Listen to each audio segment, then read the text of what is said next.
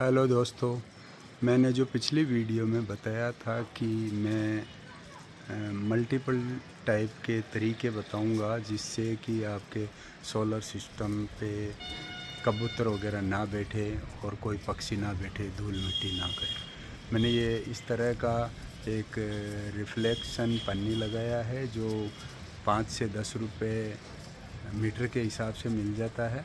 आप एक एक मीटर के 4-5 टुकड़े लगा सकते हैं और ये लंबा टेप भी लगा सकते हैं। इस टेप के बदले में क्या होगा, आपको एक रिफ्लेक्शन मिलता है।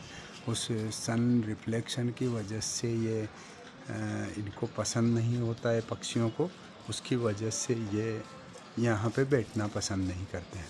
और साथ ही में आपको कहीं थोड़ा बहुत आवाज़ भी आ रहा होगा।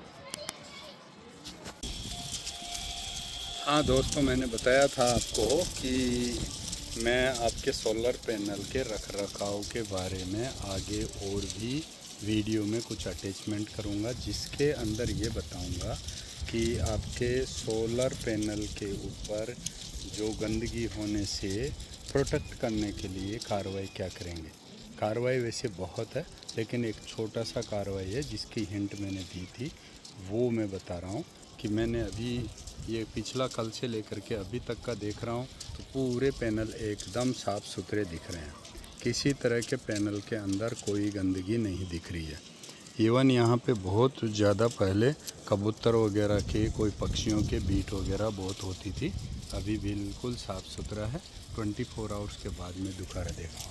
तो इसके लिए क्या किया वो आपको बताना चाह रहा हूँ कि हमने क्या किया है। कोई रिफ्लेक्शन वाली कलर टेप होगी वो यहाँ पे लगा दिया है। जैसे कि ये कॉर्नर पे देख रहा हूँ, ये ऐसे बीच में से लकड़ी का डंडा खड़ा करके उसके ऊपर रिफ्लेक्शन कर दिया। हो सकता है आपको आवाज़ भी आ रही होगी।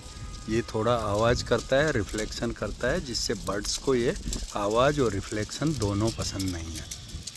तो इसकी वजह से यहाँ पे कोई बर्ड्स नहीं बैठ रहे हैं। बैठते हैं तो तुरंत वो उड़ जाते हैं, उतना गंदा नहीं कर सकता है। तो ये ऊपर भी देखा आपने, ये लगा दिया है।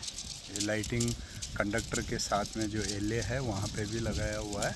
और साथ में एक जो सबसे टॉप लाइन रहती है सोलर पैनल पे, उसमें सबसे ज़्यादा पक्षियों के बैठने की प्रॉब्लम होती थी। तो उस तरफ में एक हमने रस्सी के साथ में रिफ्लेक्शन टेप लगा दी है। उससे क्या है, रिफ्लेक्शन भी होता है, साथ में थोड़ा बहुत हल्का साउंड होता है। ये इतना साउंड नहीं होता है कि पास पड़ोसियों को किसी तरह से परेशानी हो। दूसरा बात है, इसके अंदर से होने वाला रिफ्लेक्शन की वजह से जिस जगह सनलाइट का कोई ना कोई छाया आ रही हो, तो उस जगह पे ये रिफ्लेक्शन से सूरज की रोशनी पहुंचती है। तो पैनल के अंदर बनने वाला आउटपुट है वो अनब्रेकेबल आउटपुट देता रहता है। तो ये भी एक फ़ायदा है कि आउटपुट ज़्यादा बढ़ने का। दूसरा, धूल मिट्टी नहीं होने से भी है। तो ये मेरे ख्याल से बहुत अच्छा है, बहुत सस्ता है। ये 10 रुपये मीटर के लगभग में मैंने टेप लिया है रिफ्लेक्शन वाला।